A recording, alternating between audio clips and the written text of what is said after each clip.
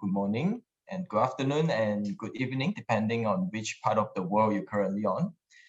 Welcome to the Foreign Intelligence Thematic Webinar 2021. My name is Jake. I will be co-hosting the webinar with my colleague, Sarah, here. Our speaker of today's session will be Prof. Kwee. So Prof. Kwee is the Associate Professor at Singapore Institute of Technology and also the Senior Principal Physiotherapist at Seng Hospital, Singapore. He is very renowned in the field of rehabilitative technology, and he has been an active member in the education working group of Assoc. The topic of today will be restoring hope, rebuilding lives, transforming rehabilitation practice with wearable lower limb exoskeleton. So please welcome Prof. Kwee. Okay, thanks Jade and Sarah for introducing me. And I'd like to take this opportunity to thank Foreign Intelligence for inviting me to share this very exciting topic about wearable exoskeletons. And I'm not an expert in this, so I love to continue to learn from the rest of the world because we know that we have global audience here. So please throw in your questions, your comments, because I really want to learn from all of you. So let's move on. Before I even go to the top proper, I really like to thank all my patients who have given me consent to share their personal life stories and videos with all of you for educational purpose. And this is why I always say that my patients are my teachers.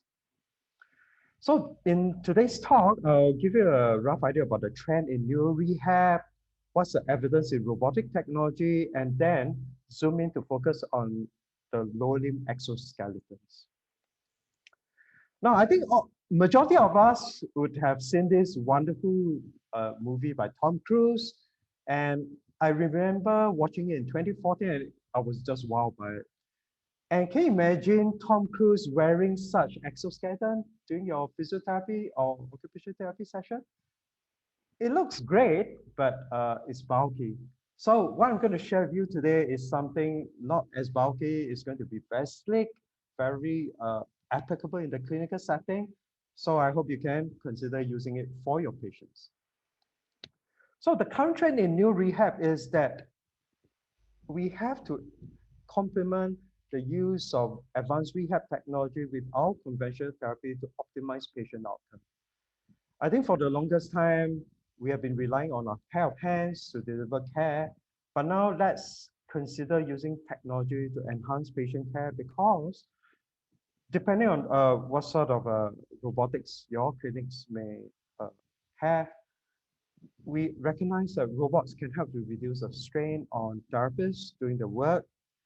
And more importantly, it provides very objective data because with a robotic system and the engineering works put in, hardcore objective data are captured. And that is very useful for us to show our patients in order for them to appreciate the improvement that they have made over time.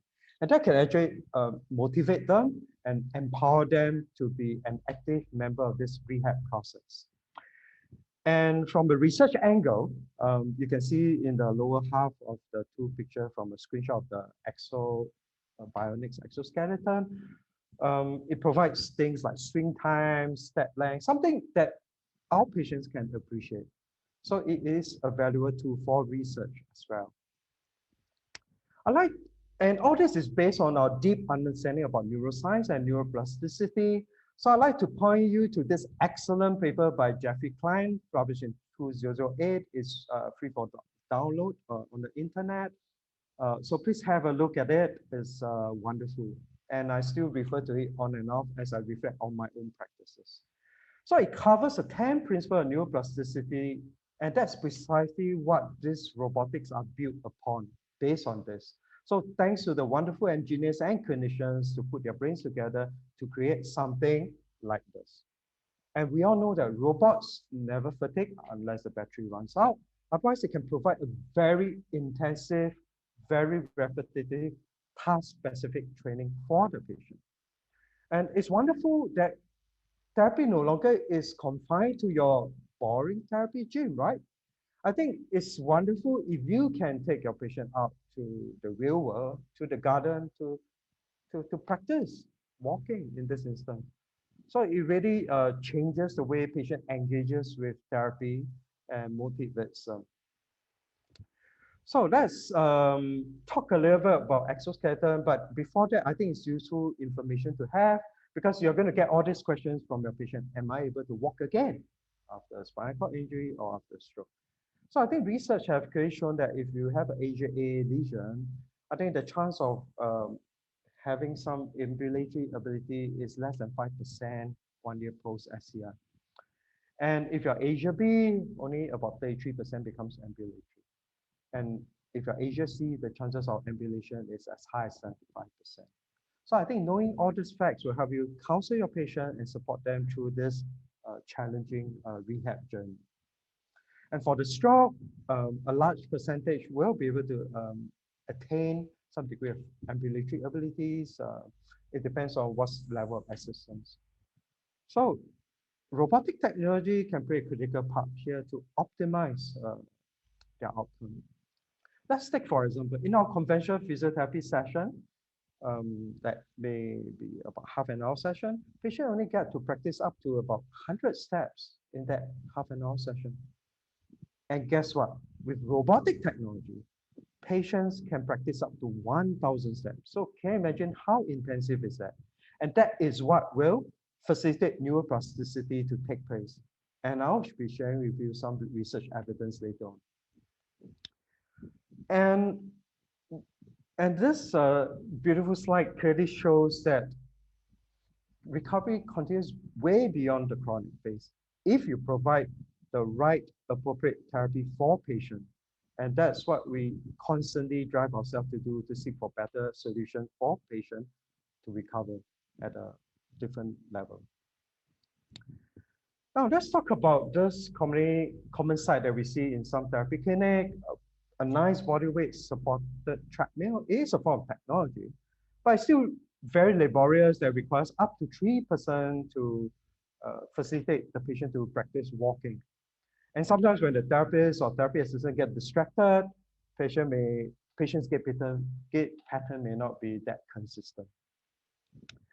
Now, and it's wonderful today to see this translation from basic sciences and animal studies to clinical application.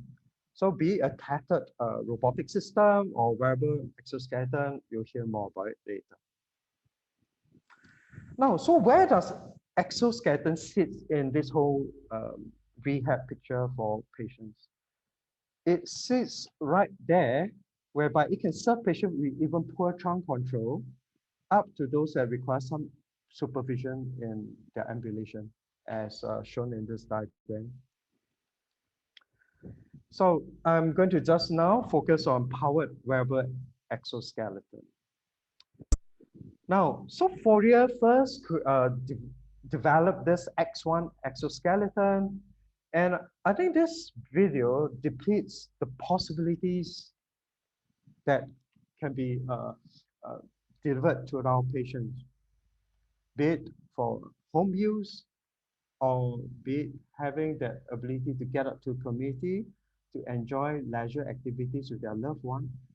And I think this video clearly shows such amazing development in the field of rehab that can change someone's lives. And me and my colleagues had the privilege to meet Professor Seng, and I think many of you may have heard of this Japanese hybrid assistive limb, HAL for short, by Cyberdyne. And he crafted this. The suit will allow a wearer to easily carry a man weighing 60 kilograms. Sankai hopes to complete a marketable model next year.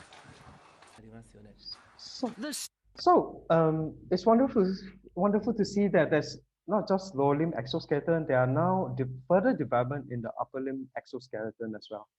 Well, it will take me another hour to share view on that. But let's focus on the lower limb exoskeleton. You can see that even for the older person, we all know that silver tsunami has hit almost every country worldwide. Such exoskeleton can definitely make the caregiver's role a lot easier. You can see these two elderly couple, the husband, can just assist his wife along with an exoskeleton. And that doesn't mean that with exoskeleton, you can throw away with all the mobility aids. Some patients may still require mobility aids to couple the exoskeleton to move around. And in Poland, I think this guy has a incomplete spinal cord injury. Exoskeleton can also be coupled with a body weight kind of support or ceiling hoist system over a treadmill to provide also intensive training. And you can see that she has achieved a wonderful outcome as well. And my center has an bionics exoskeleton. You hear more about it. But at the Rehab Week in Toronto just a couple of years back, I have a privilege to try the Indigo.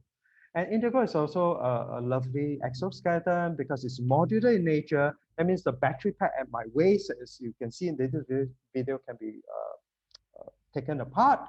And then the upper and lower limb segment of the exoskeleton can be taken apart. So with this modular nature of this exoskeleton, it can be thrown inside a backpack, and you know, someone in a wheelchair can drive out somewhere, fix it up, and be able to walk around. And Rex is from New Zealand. So there's also the Phoenix suit, and it's wonderful to see with such exoskeleton, it can actually improve the participation level within the ICF framework that all of us are aware of. And you can see this dad having the opportunity to enjoy a soccer game with this young child. So I think the future is now. It's no longer what you see in science fiction movies. And from Israel, there's a rewalk with a clinic version as well as a personal mobility device version, meaning a home version. So after about 3 to 6 months of intensive training by the therapist, and if the user is deemed safe to operate it him or herself, they can actually purchase one. And that's a rewalk is also wonderful. Much of the Forios X1, they also enable someone to be able to climb up and down stairs, hence opening up more possibility in terms of community outings with their loved ones. And from France, you have this wonderful development. It's a self-balancing exoskeleton. I think the previous exoskeleton that you saw, currently it hasn't got a self-balancing mechanism, so it looks sleek. But for this self-balancing exoskeleton from France, it's bulky for a reason, to be able to kind of rebalance itself with a wider base of support that enables someone to reach out even beyond arm's length. So a wonderful exoskeleton to consider as well. So what's the evidence of low limb exoskeleton, low limb robotics in general, right? I think in the Cochrane review published in 2017, it clearly shows that we cannot just rely on robotics alone. You have to couple with conventional physiotherapy that includes balance as well as overground gait training to make it work. And it tends to benefit those who are non-ambulant to begin with. As for exoskeleton literature, it shows that it can help even those with subacute stroke as well as SCI. And just to encapsulate within one slide, there are lots of wonderful clinical evidence out there that shows that exoskeleton not only improves walking per se, but also help to improve the trunk control of the user as well, because you can imagine the dynamic weight shift required, and that really forces the trunk musculature to work hard. And we have seen a successful story of improvement in trunk control as well. And with intensive training with the exoskeleton, it can also improve bowel bladder function of our patients, as well as reduction in spasticity. So wonderful, wonderful evidence out there that hopefully motivates you to explore the usage of exoskeleton. And in a recent publication, Professor Mortini from Italy highlighted this very critical point. What's so different about, say, a robotic system tethered to a treadmill, right, versus a wearable exoskeleton? Because can you imagine when you walk over ground using such exoskeleton, the patient get that vestibular stimulation, they get the visual spatial appreciation of the surrounding. And that's what makes it so powerful in terms of the benefits of exoskeleton. And as mentioned earlier, it definitely helped improve the balance as well as the trunk control aspects.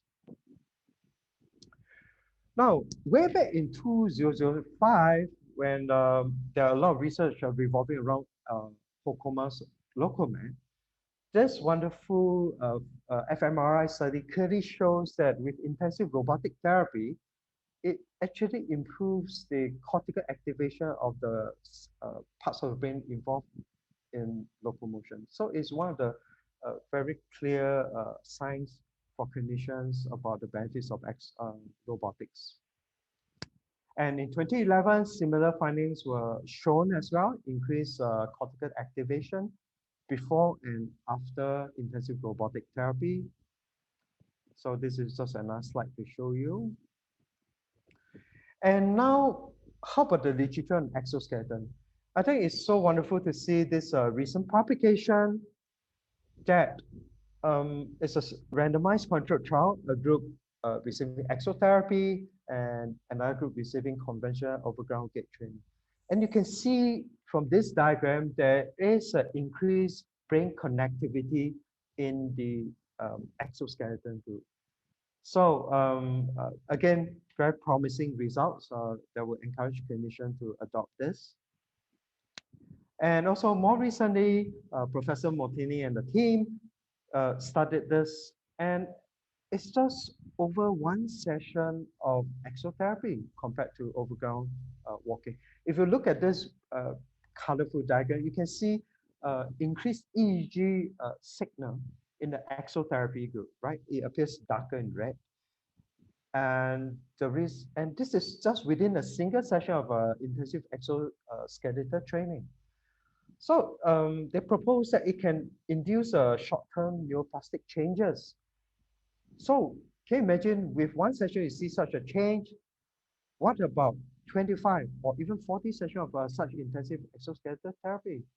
I believe that it will induce further brain changes and neuroplasticity. So a Korean group looked in general a tethered robotic system.